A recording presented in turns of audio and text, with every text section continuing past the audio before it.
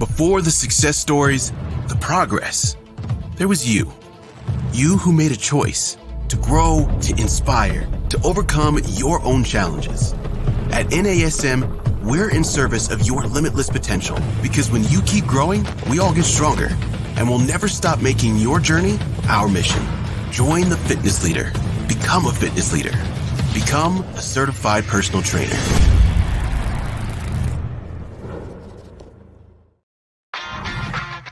You're listening to the NASM CPT podcast with Rick Ritchie, winner of the Sharecare Emmy Award for Social Storytelling and the official podcast of the National Academy of Sports Medicine.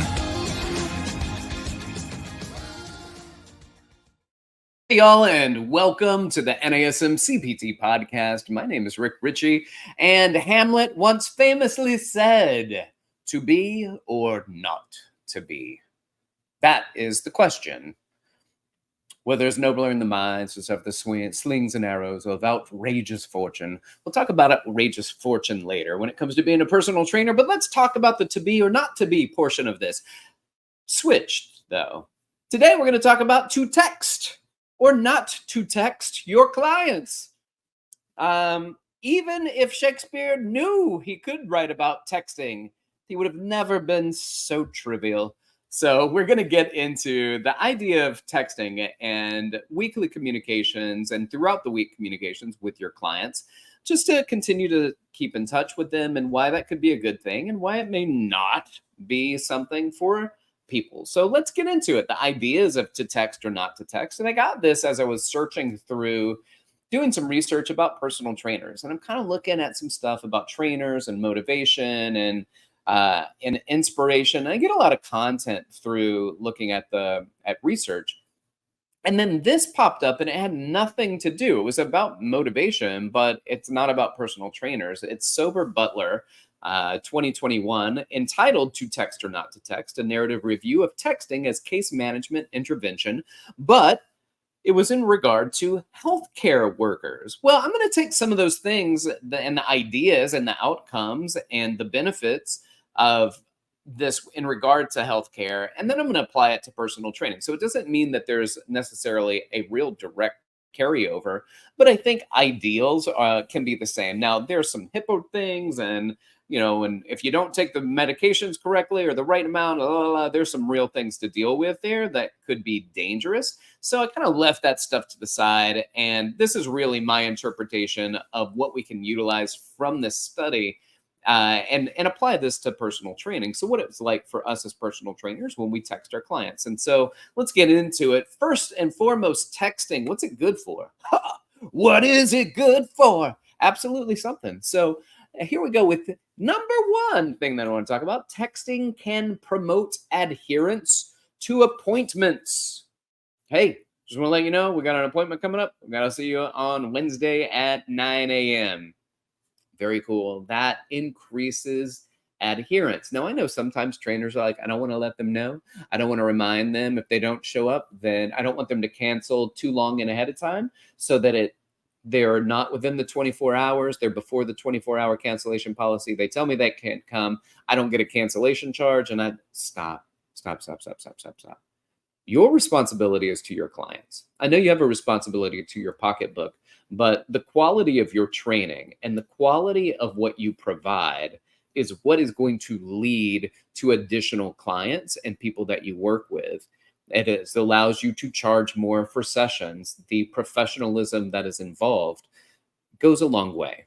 So don't worry about all of that. Listen, if your client's going to have to cancel, they're going to have to cancel just because you reminded them in a text. Don't worry about it, because all in all, it increases adherence to appointments. And I got to tell you, I'd rather train somebody than show up at the gym and then not be there. And yes, it's nice to get paid for a session that you don't do, but I like getting paid for sessions I do. So let's focus on that. Let's see if we get people in, and let's promote adherence to our appointments. So I think that's great. It's great for communications, not just you to your client, but it allows your clients to communicate more openly with you. So maintaining an open line of communication, I think, is very, very helpful. Another thing that it helps with is it increases self-management. You're like, Rick, I'm texting them because I'm trying to help manage themselves. It actually helps them manage themselves because what you do is you may send a reminder. You may be an inspiration point. You may be a motivation point, but you didn't do the workout. You inspired the workout. You directed the workout, but they managed it. So allowing them to do something because you reminded them, you inspire them, you hold them accountable, it allows them to sink a little bit stronger into the identity of who they want to become and what they want to do. But you, through just a simple text, can help with their self-management. Like, I know you said that you wanted to go for a run at least once a week.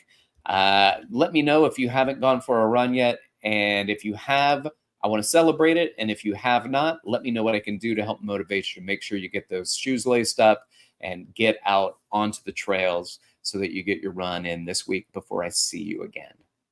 That's it. That type of motivation.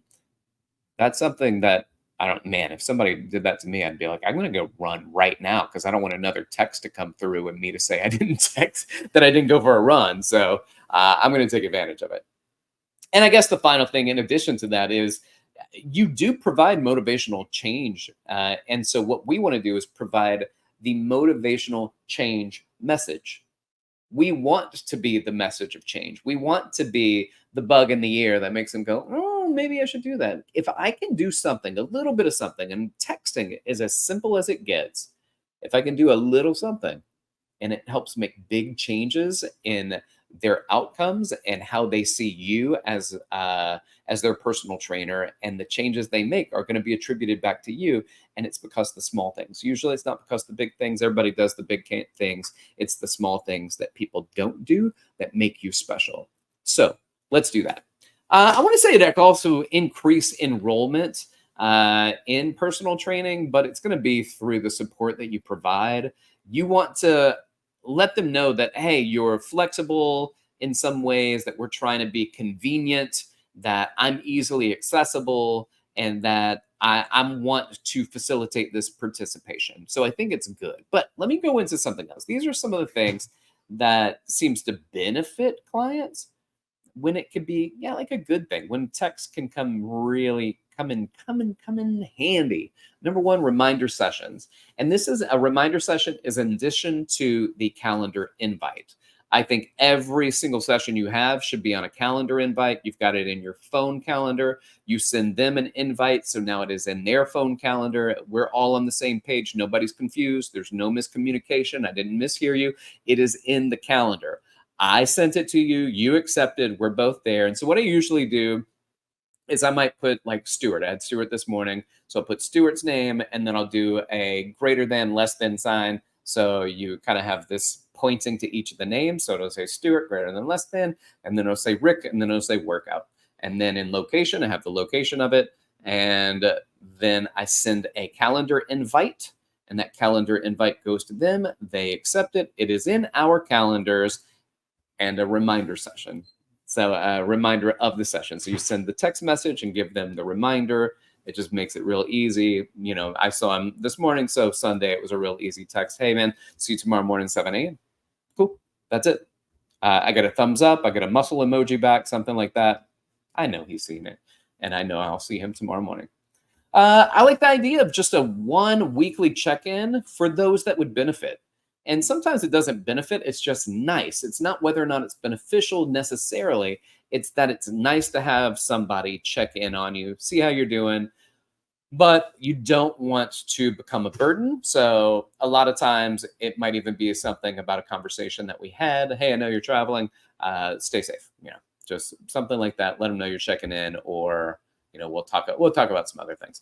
We want to encourage self-directed workouts. So shooting the text. For those who say maybe especially the people I see once a week, I want them to make sure they're exercising more than the 60 minutes that they're with me. So I'll send them a message, and here's my message. Hey, I know that we did this, and I usually send people I train once a week the workout that we did. And I do this with my virtual and online sessions a lot. Everybody gets their workout. This is what we did. People I see in person don't really care because they're going to see me in person, and we're going to train a couple times a week. So virtual sessions, online sessions, I send them the workout when we're done. And then I say, hey, you can make variety to this workout. You can do this workout again. And then I'll send a text and check in on the workout. I think that's valuable. And it's just a means of being open to communication. So, and sometimes I text, but sometimes with some of the people I work with, it's DMing through Instagram, and I get those updates. So I also ask for updates from those people. If I'm sending out text messages, that's great. But my encouragement is after you're done with the workout, make sure you hit me up. You text me, you let me know. And then all the celebration text you are going to get. I send celebration texts. I send a party emoji, hands up, confetti everywhere. I'm so proud of you. You worked really hard. I know the workout was challenging when you did it with me, and I'm there to motivate you. So the fact that you did it on your own is incredible. This is how we make progress. I just love to light that fire, and they love it. And the reason that they keep doing it is because the celebration that comes along with it. You've got sometimes people that also need support for their diet. And so if they need diet support and motivation, then it's nice to send a little message and say, hey, just check in, making sure that you're feeling okay with your diet. If you got questions, let me know. And if you need me to send you something motivational, you need me to talk you off a ledge, whatever it is, then let me know. Let's jump on a phone call, but I'm here for you. I like to send messages also. Enjoy your vacation. So many times trainers get so nervous. I'm like, oh, they're going on vacation. I'm missing out on money. I'm like, bye. Have fun. Enjoy yourself, because they're going to go on vacation anyway. Let's celebrate it. They're happy about it. I'm happy for them. If they want to do a virtual, great. If not, I'll see you in a week or two. Right. But send them that message, a little bon voyage, and wish them well on their trip. Wishing people well for things like birthdays, and I get this quite a bit, surgeries, making sure that you're feeling okay going into the hernia surgery. Let me know if you need anything. Let me know if I can support you. If you got your hip resurfaced or replaced and you need something, let me know. I'm wishing you the best, and I'm thinking about you going into the surgery. Happy birthday to you or to your children, or other life events like children graduating. They're graduating high school, graduating college, sending them messages, giving them love, letting them know you're thinking about them. Remind them to be energetic. Send them their shout outs, send them their flowers via text message when they hit a PR, right? So you are sending joy. You are sending your pride to them when you say, hey, I just want to remind you again, you just hit 205 on your deadlift. That is a new record for you. I am so excited for you. We'll get you back in here, girl, and we'll do it again, and we'll make progress as we continue. Just to let you know, I'm really proud of you. Just being there for them and celebrating them when they hit small achievements. And the great thing that you can keep hitting achievements, even if you don't see the numbers go up, is you just give them new things to work on, right? So you give them, and she's never done a rower. All right, well, get her on a rower. And after a few times, then she's going to hit 500 meters faster than she did when she started. So we get a new celebration. So we're always finding something that we can progress at and that we can celebrate. All right. Great job on a difficult workout. I love that. Send them a text. Let them know you're thinking about them. And not to be discouraged after a slow workout, or they didn't do very well, or they weren't feeling it, or they're rebuilding after time off, or after taking some time off for a surgery, or being gone for the summer to enjoy the Hamptons. And now they're back in and they're like, I played tennis, I was active, but I haven't been in the gym. And it's okay. Don't be discouraged. I'm proud of you. I hope you enjoyed your summer. Let's get back to work. We're not gonna just get back to the gym and start hitting home runs every single workout. We're gonna work back up to it. I don't know where you are. So before, you did a great job. We were consistent, but now after a few months off, you come back, you could do 2 sets of body weight squats, and you'd be in pain for several days. So let's not go ham as we get people back into exercising. So be in communication with them. Don't be discouraged. This is easy. All you have to do is to do it again, and you're going to see progress. You'll be less sore. Things to be careful about, though, when it comes to texting, and I think it's important, is that you want to be careful that you're not misunderstood via text. Now, I did I did a lot of college online. I've been an adjunct professor and taught college classes and courses online. And I know that when you're communicating back and forth with your peers, how things can come off. And that is not how they're intended. They come, they are intended with kindness, and you're trying to get clarity and understand what's going on. And sometimes trying to get clarity sounds like, why are you condescending me? I worked really hard and I still didn't reach it. So, and it feels like you're letting somebody down. So I need to be very clear. I need it in the text message, in text communications. It's almost like a need to be overly kind just to make sure it's not received in a bad way. Now, for those of you that your clients, you've been training them, generally they're not going to receive it in a bad way because they know who you are. If you're new to a classroom and you're starting to work with people you've never met, you really do need to be extra careful. So be extra careful, especially with new clients, that you're not understood, you're not confusing anything, that you're being very clear, very deliberate, very kind in your communication. All right, also things to be careful. Text should not replace other forms of communication that work better for this person or might be more appropriate for a situation. More appropriate for a situation, let's say, somebody close to them passes away, then a text may not be as important as a card or a call. It doesn't mean don't send the text. It's just there are other forms of communication that I think need to be important and prioritized. And then I think also, from time to time, some people don't like texting, and I know that's hard for the younger generation, but if you're working maybe with an older generation, and my business partner is not quite an older generation, but my gosh, he hates texting. He wants to talk to people all the time. And listen, I'm older than him, and I'm like, dude, just send me a text. Stop calling me. Every time I get a phone call from a business partner, I freak out. Something's going on, and I realize, oh, he just likes to call. So be aware that sometimes people just want to talk on the phone, and that you might have to work on your interpersonal skills and have a conversation for 60 seconds or so. All right. Here's the other thing. I've got two more. Texting is not a one size fits all. And so, like, what you would send to encourage one person in a text is not inspiring or encouraging for other people. So curate your text, curate your message to its receiver to make sure it is received appropriately, comfortably, and successfully, and it does the type of motivation, or it's providing the type of outcome that you're hoping that it provides. And then finally, ask people if they're okay with you texting them. And even if they're not, let them know that they can text you, or that they can communicate with you, call you as needed. And if you need to communicate with them, find out what's the best way for them to receive communications. I got some people that only want emails, and I don't know why that bothers me, because I was like, I'll send you a text, but sending an email seems way too formal. But it's really easy to find. If I send them something, it's really easy to find what's there, and that's just how it's easier for them to look up and find our communication.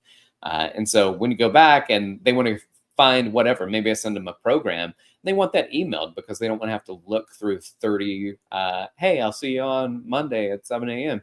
All right, cool. Hope you're doing well. How was the weekend? Like I want to look up what I need to look up. So communicate with people as they would like to be communicated with.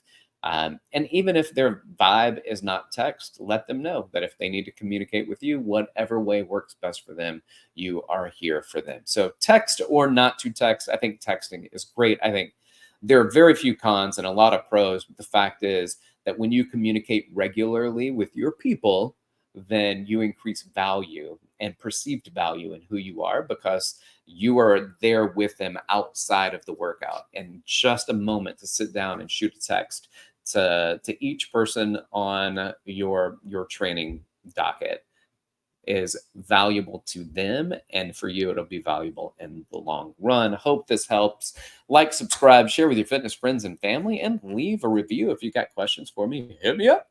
You can do so on Instagram at dr.rickritchie, or you can email me rick.ritchie@nasm.org. Y'all keep inspiring people to fitness. Thanks for listening. This has been the NASM CPT podcast.